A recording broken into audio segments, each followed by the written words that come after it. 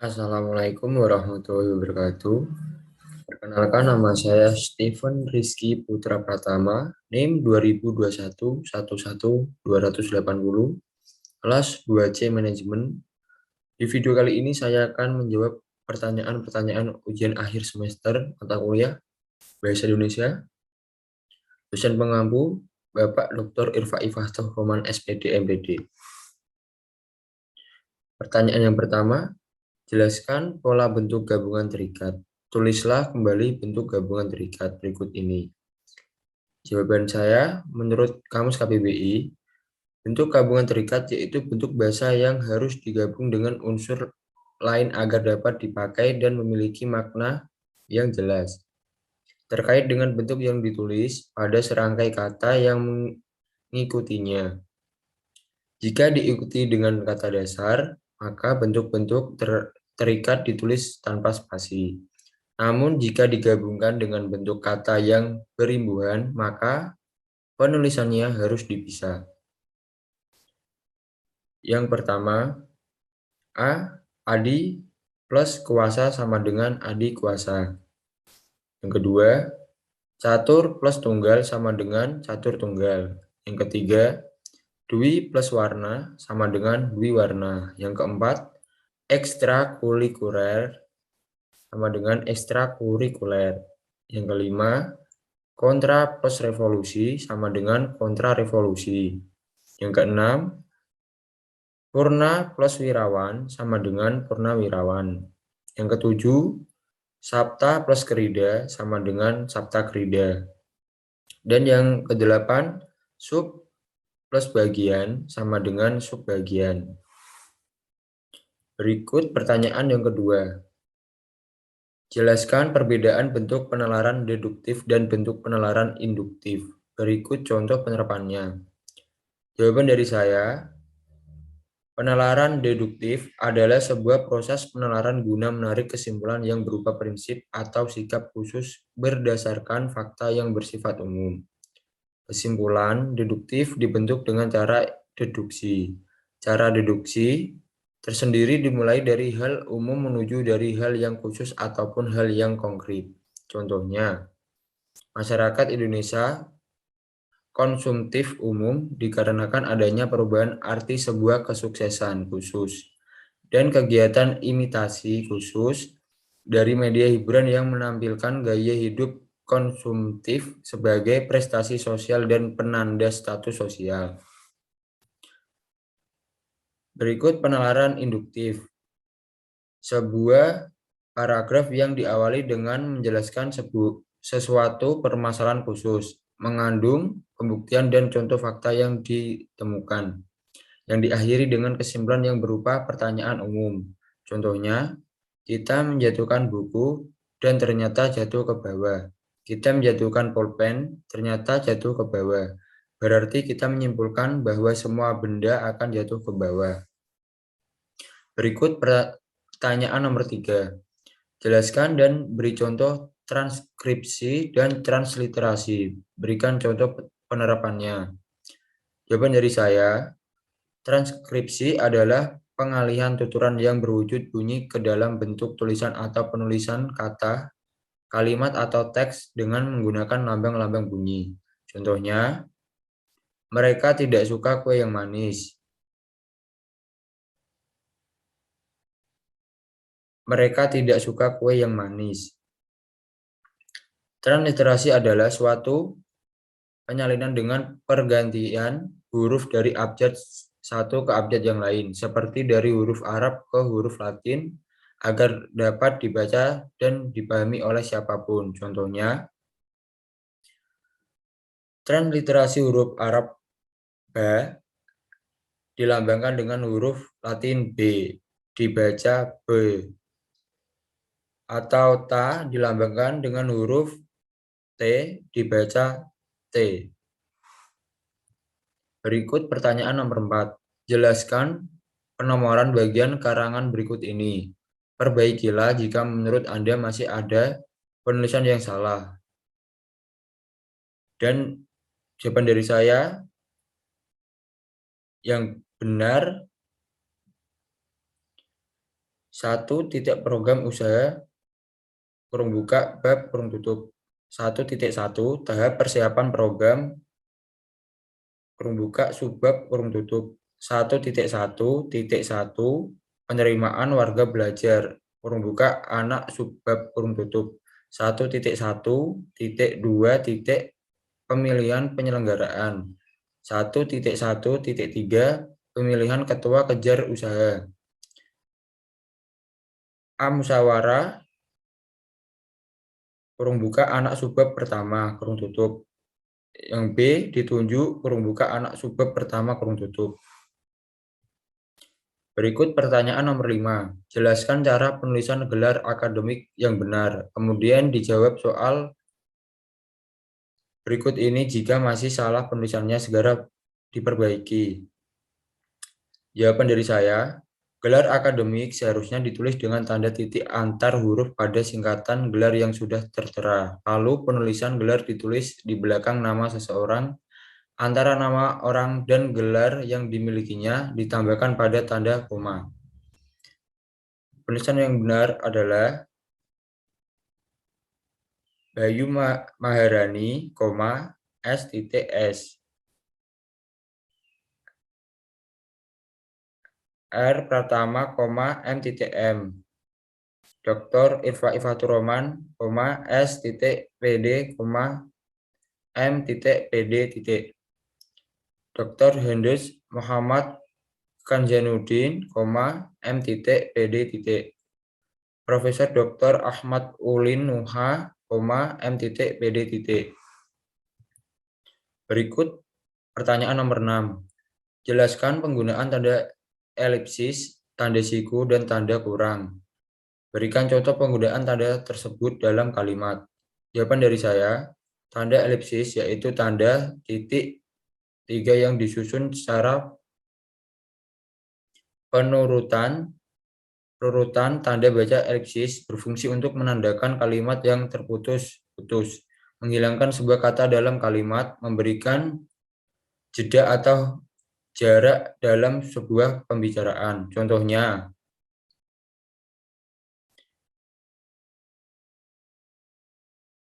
jadi kesimpulannya,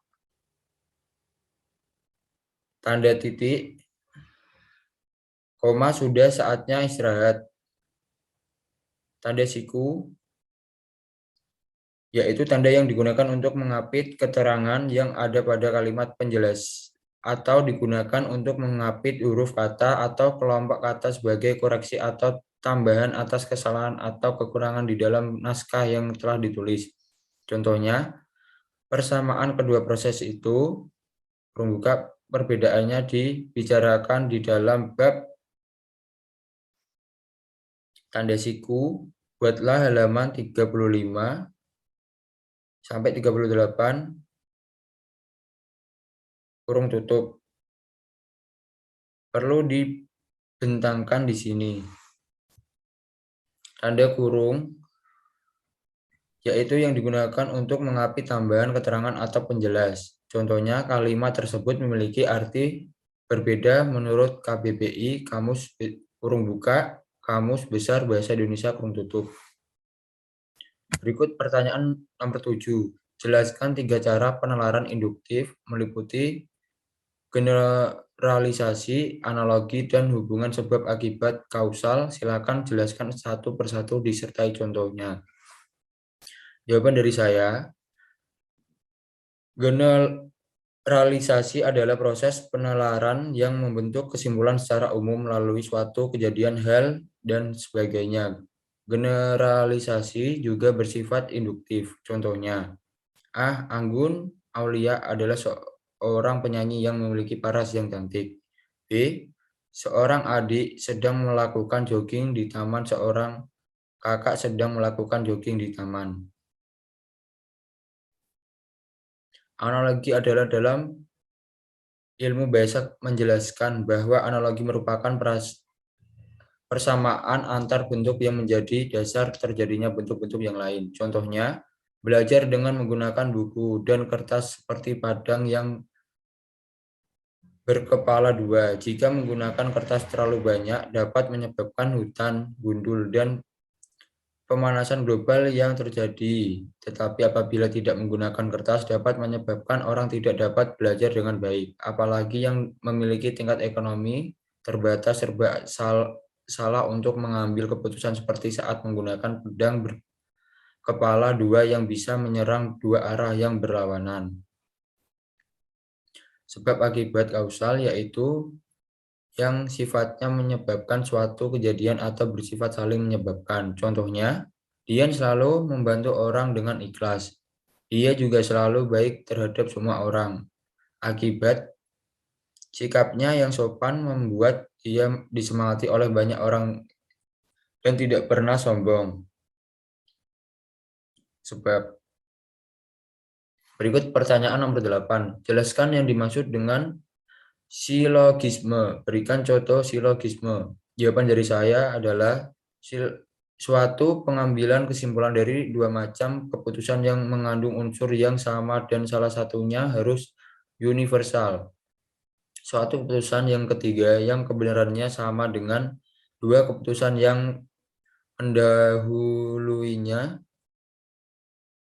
Dengan kata lain, silogisme merupakan pola pikir yang disusun dari dua buah pertanyaan dan dua kesimpulan. Contohnya, premis mayor sama dengan semua kota di luas tidak memiliki pantai. Premis minor sama dengan kota Tacloban memiliki pantai yang luas. Kesimpulan sama dengan kota Tacloban bukan kota di Laos. Berikut pertanyaan nomor 9. Apa yang dimaksud dengan konjungsi? Sebutkan jenis konjungsi dan berikan contoh penerapan konjungsi. Jawaban dari saya adalah konjungsi merupakan salah satu tipe kolerasi gramatikal yang biasanya dilakukan dengan menghubungkan suatu unsur lain dalam tulisan. Pengertian konjungsi menurut dalam KBBI adalah kata maupun ungkapan penghubung antar firasat, antar kata, antar kalimat, dan antar klausa. Jenis-jenis konjungsi dan contoh penerapannya. A. Konjungsi editif, yaitu kata penghubung yang memberikan keterangan tambahan. Ini adalah salah satu jenis yang sering disebut juga dengan kata gabungan, tapi tanpa mengubah keterangan di dalam kalimat sebelumnya. Contohnya, serta, selain, dan penerapannya, Doni tanding sepak bola di lapangan dan Putri pergi ke kantor. B. Konjungsi adversatif, yaitu kata penghubung yang menghubungkan kedua gagasan yang berlawanan atau menyatakan kontras. Contohnya, tetapi, melainkan, meskipun, namun. Penerapannya, Dian tetap masuk kerja meskipun dia sedang sakit kepala. Yang C. Konjungsi antar kalimat. Konjungsi juga dibagi dalam kelompok berdasarkan satuan bahasa tempat konjungsi digunakan konjungsi untuk menggabungkan dua kalimat berbeda dengan konjungsi untuk menggabungkan dua paragraf. Contohnya, biarpun begitu, sekalipun demikian, lagi pula, akan tetapi, namun kecuali itu, oleh karena itu, oleh sebab itu, sebelum itu. Contoh kalimatnya, Bapak meninggal semalam. Sebelum itu, Ibu terlebih dahulu meninggal. Yang D. Konjungsi korelatif, yaitu merupakan kata penghubung yang menghubungkan dua kata, frasa atau klausa, di mana kedua unsur tersebut memiliki fungsi sintaksis yang sama. Kurung buka sama-sama subjek. Misalnya, contohnya, tidak hanya, tetapi juga, tidak hanya, bahkan, bukannya, melainkan, makin, jangankan pun. Contohnya, si jago merah tidak hanya melahap rumah penduduk, tetapi juga sebuah sekolah di dekatnya. Yang E, konjungsi klausa adalah kalau lo sering mengatakan atau menerus kata jadi, berarti lo sedang menggunakan kata penghubung klausa. Klarifikasi kata penghubung yang satu ini memiliki fungsi untuk menghubungkan dua gagasan yang memiliki hubungan sebab akibat. Contohnya, jadi, karena, sebab, dan sehingga contoh kalimat hari ini, Lisa tidak masuk sekolah karena semalam dia begadang. Pertanyaan nomor 10. Wacana terbagi menjadi 5, yakni wacana narasi, deskripsi, eksposisi, argumentasi, persuasi. Jelaskan ciri dan perbedaan tiap wacana tersebut, serta berikan contohnya. Jawaban dari saya, wacana narasi adalah istilah narasi dalam bahasa Inggris narration. Berarti kisahan, penyusunan, wacana narasi erat kaitannya dengan rangkaian peristiwa. Wacana ini berupa menyampaikan serangkaian kejadian menurut urutan terjadinya, dengan maksud memberi arti kepada sebuah kejadian atau serentetan kejadian dan agar pembaca dapat memetik hikmahnya dari cerita itu. Ciri-ciri menceritakan peristiwa adanya tokoh waktu kronologis. Contoh narasinya, bandar uang palsu atau upal yang beredar di kawasan Surabaya Timur. Asmat Sufairi, 27, diringkus di rumahnya di kawasan Bulak Benteng Gang Lebar 10A oleh Polsekta Kenjeran hari Kamis Perungguka 20-3 tutup. Tersangka ditangkap setelah menjadi buron hampir setahun. Penangkapan ini berdasarkan informasi dan pengembangan 3 orang pengedar upal yang telah tertangkap Polresta Surabaya Timur dan Polsekta Rungkut. Ketiga pelaku tersebut, Nur Haji 40 tahun, Rohimah 35 tahun, dan Hatib 25 tahun ditangkap 2 bulan lalu. Keduanya ditangkap ketika membelanjakan upalnya di toko kawasan Jalan Kapasan. Dari tersangka disita upal senilai 200.000 dalam pecahan 20 ribuan. Sementara Hatib ditangkap Polsekta Rungkut saat membeli rokok dan buah pakai uang palsu di kawasan Kali Rungkut. Petugas menyita barang bukti upal 2.020.000 serta 6 bungkus rokok. Berikut yang B, wacana deskripsi, yaitu jenis wacana yang ditunjukkan kepada penerima pesan agar dapat membentuk suatu citra imajinasi tentang suatu hal. Karangan ini berisi gambaran mengenai suatu hal atau keadaan sehingga pembaca seolah-olah melihat, mendengar, atau merasakan hal tersebut. Biasanya wacana ini banyak digunakan dalam katalog penjualan dan kata-kata kepolisian. Ciri-ciri penggambaran tersebut dilakukan sejelas-jelasnya dengan melibatkan kesan indera. Yang kedua, membuat pembaca atau pendengar merasakan sendiri atau mengalami sendiri. Yang ketiga, ditandai dengan penggunaan kata-kata atau ungkapan detail atau terperinci. Yang keempat, digunakannya kata-kata yang bersifat evaluatif yang terlalu abstrak. Contohnya, SMA Negeri 1 Kota Sukabumi merupakan SMA tertua di Kota Sukabumi. SMA Negeri 1 Kota Sukabumi lahir pada bulan Oktober 1961. SMA Negeri 1 mempunyai jumlah murid kurang lebih 1.500 siswa dan mempunyai 4 lapangan, yaitu lapangan basket, lapangan voli, lapangan sepak bola, dan lapangan badminton. Luas semansa kurang lebih 3 hektar dan memiliki 37 kelas serta 71 guru mata pelajaran. Semansa juga memiliki kantin yang begitu banyak. Ketika bel istirahat berbunyi, kantin Semansa sangatlah ramai hingga siswa-siswi pun harus berdesak-desakan untuk membeli makanan. Kantin Semansa menjual bermacam-macam makanan seperti gorengan, mie ayam,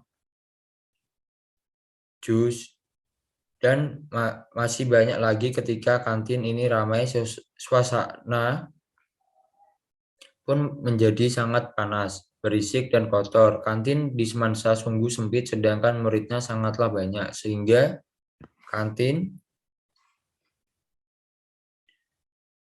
berikut yang C, wacana eksposisi merupakan jenis wacana untuk menerangkan suatu hal kepada penerima, pembaca, agar yang bersangkutan memahaminya. Dalam wacana ini, diperlukan proses berpikir. Wacana ini digunakan untuk menjawab pertanyaan bagaimana, karena menerangkan proses atau prosedur suatu aktivitas. Wacana ini isinya penulis dengan tujuan untuk menjelaskan atau memberikan pengertian dengan gaya penulisan yang singkat, akurat, dan padat. Ciri-cirinya: 1. Memakai bahasa baku. Yang kedua, tulisan tidak memihak atau tidak memaksakan kemauan penulis keadaan ke dalam kalimat. Yang ketiga, penyampaian teks lugas. Yang keempat, berisi informasi tentang pengetahuan. Yang kelima, bersifat objektif dan netral. Contohnya, jatuhnya pesawat berkapasitas 266 penumpang Airbus A300-600 merupakan peristiwa kedua bagi American Airlines beberapa detik lepas landas dari Bandar Udara Internasional O'Hare, Chicago. Tiba-tiba, mesin kiri lepas dari dudukannya. Pilot tidak bisa mengendalikan pesawat akibat keseimbangan pesawat mendadak berubah dengan jatuhnya mesin berbobot sekitar 5 ton. Pesawat mendarat dan menghujam tempat parkir kendaraan 31 detik kemudian dan 271 penumpang plus awak tewas ketika. Kecelakaan lain menyangkut mesin copot dialami oleh pesawat kargo El Al milik Flag Carrier Israel 4 Oktober 1992.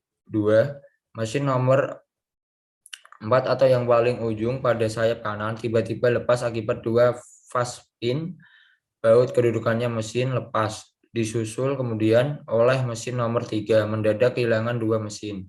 Pilot tidak dapat mengendalikan pesawat dan menabrak gedung bertingkat di Amsterdam, Belanda. 4 awak tewas, berikut 47 penghuni flat yang ditabrak. Berikut yang D. Wacana argumentasi adalah wacana yang berisi ide atau gagasan yang dilengkapi dengan kata data sebagai bukti dan bertujuan untuk meyakinkan pembaca terhadap kebenaran ide atau gagasan. Ciri-cirinya: 1. Berisi argumen. Yang kedua, menggunakan logika atau penalaran sebagai landasan berpikir. Contohnya, lingkungan musim kemarau pada tahun ini merupakan kemarau terparah dalam kurun 10 tahun terakhir. Hujan tak turun selama 6 bulan mengakibatkan tanah dan sumber air menjadi kering.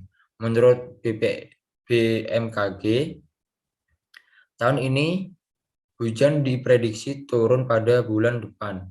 Jika hal itu terjadi, bisa dipastikan bahwa kemarau tahun ini bukanlah kemarau yang biasa, dikarenakan terjadi selama 7 bulan padahal berdasarkan data yang diberi tahu oleh BMKG tahun lalu, kemarau biasanya cuma terjadi selama 5 bulan. Dengan demikian, petani banyak yang merugi sebab gagal panen sebab tak ada air yang mengaliri sawah mereka. Berikut yang E, wacana persuasi. Wacana yang isinya bersifat ajakan atau nasihat, biasanya ringkas dan menarik serta bertujuan untuk mengaruhi serta kuat pada pembaca atau pendengar agar melakukan nasihat atau ajakan tersebut. Ciri-cirinya: yang pertama, persuasi berasal dari pendirian bahwa pikiran manusia dapat diubah. Yang kedua, harus menimbulkan kepercayaan para pembacanya. Yang ketiga, persuasi harus dapat menciptakan kesepakatan atau penyesuaian melahi. Yang kelima, kepercayaan antar penulis dengan pembaca.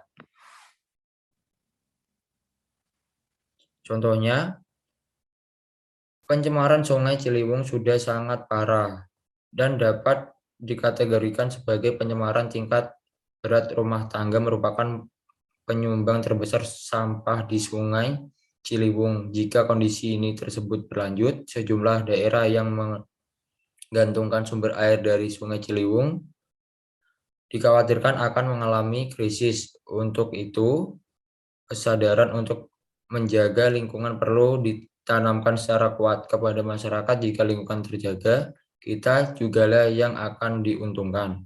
Bentuk persuasi dalam paragraf di atas ditunjukkan pada dua kalimat berakhir. Kalimat tersebut yakni kesadaran untuk menjaga lingkungan perlu ditanamkan secara kuat kepada masyarakat.